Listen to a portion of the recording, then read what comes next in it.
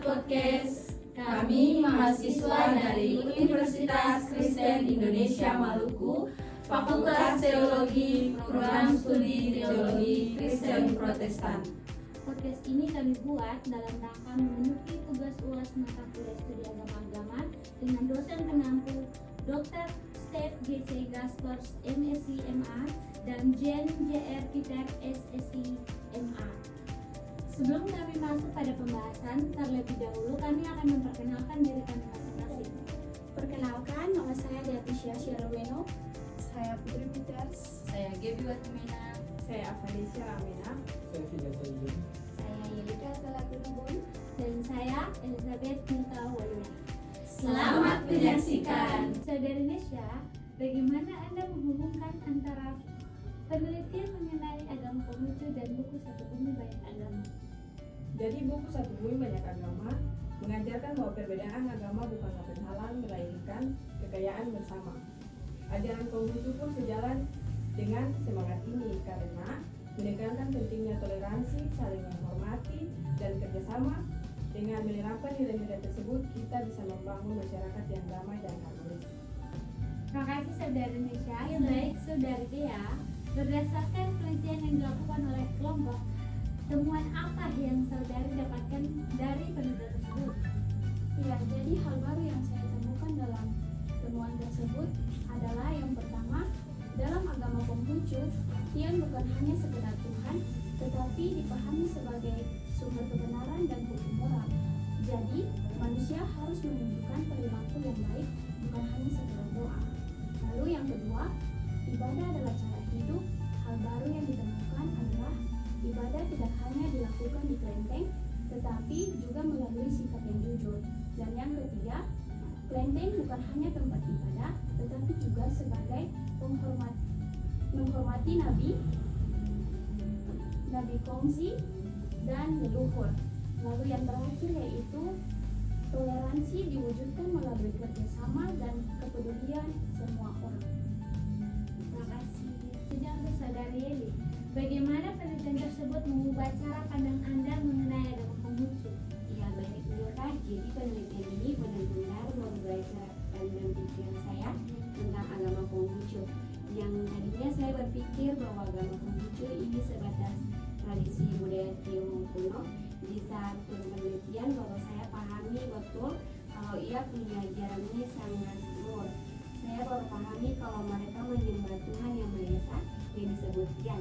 Dari setiap ritual ibadah atau sejarah leluhur, ia mempunyai makna mendalam untuk manusia yang sangat bikin saya kagumi. Ternyata ajaran Konghucu sangat menjunjung tinggi toleransi dan hidup harmonis di tengah masyarakat yang mendidik.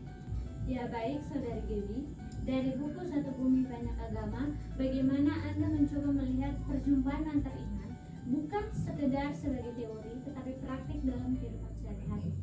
Ya, jadi dapat kita lihat dalam buku Satu Bumi Banyak Agama ini teman-teman, buku ini menegaskan bahwa perjumpaan antar iman ini harus diwujudkan dengan praktik hidup sehari-hari melalui aksi nyata kita. Khususnya dalam kita menjaga bumi ini dan memperjuangkan keadilan sosial demi mengatasi penderitaan sesama. Alih-alih kita berdebat tentang doktrin, perjumpaan ini dihidupi dengan cara saling mendengarkan untuk memperkaya iman masing-masing. Di sini kita menunjukkan bahwa kelemahan beragama dalam interaksi sosial itu aktif dan serta kita juga meredam prasangka. Jadi singkatnya begini, dialog antar iman yang sejati itu tercipta bukan saat agama saling berhadapan untuk berargumen, melainkan saat mereka berdiri berdampingan dan bekerja sama untuk menyelesaikan masalah nyata di dunia ini. Oke baik, terima kasih.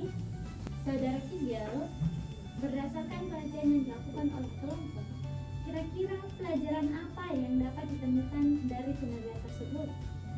Ya, oke baik Milka. Jadi dari penelitian yang kami lakukan, pelajaran yang dapat diambil adalah bagaimana pada akhirnya kami dapat membangun dialog antara umat beragama dan dapat menjaga relasi yang baik dengan sesama kami yang berbeda agama. Terus yang kedua, kami juga dapat menghargai perbedaan yang ada dan dapat hidup berdampingan dengan sesama kami tanpa adanya rasa diskriminasi antara kelompok mayoritas dan kelompok minoritas. Baik, terima kasih Kigel. Ya, baik, yang terakhir untuk Saudari Putri, berdasarkan penelitian yang dilakukan oleh kelompok, temuan apakah yang paling relevan dengan buku Satu Bumi Banyak Agama? Jadi teman-teman, dari hasil penelitian kami, temuan yang paling relevan dari ajaran agama Konghucu dan buku Satu Bumi Banyak Agama adalah ajaran Konghucu menjadi alat fondasi moral etika dan tindakan sosial yang sangat mendukung model dialog dan bertanggung jawab. Agama Konghucu berfungsi pada pembentukan karakter dan kebajikan dalam relasi manusia dengan sesama. Baik, terima kasih. Ya baik teman-teman, berdasarkan hasil penelitian dan juga podcast bersama dengan teman-teman kelompok pemenang, kami dapat mengambil kesimpulan bahwa penelitian ini mengajarkan bahwa perbedaan agama bukanlah penghalang untuk hidup bersama, melainkan kesempatan untuk saling menghargai, menghormati, dan membangun kerjasama. Ajaran Konghucu menekankan tentang iman kepada Tian yang diwujudkan melalui perilaku bermoral, seperti jujur, berbakti kepada orang tua, mengasihi sesama, dan menjaga keharmonisan. Sesuai dengan pemikiran Paul Levniter dalam buku Satu Bumi Banyak Agama, dialog antar agama yang sejati dilakukan melalui tindakan nyata untuk menciptakan perdamaian, keadilan, dan kesejahteraan bersama. Demikian podcast kami di saat ini. Salam dari kampus Orang Basudara. Nos autem predicamus Christum crucifixum. Kami memberitakan Kristus yang tersalib.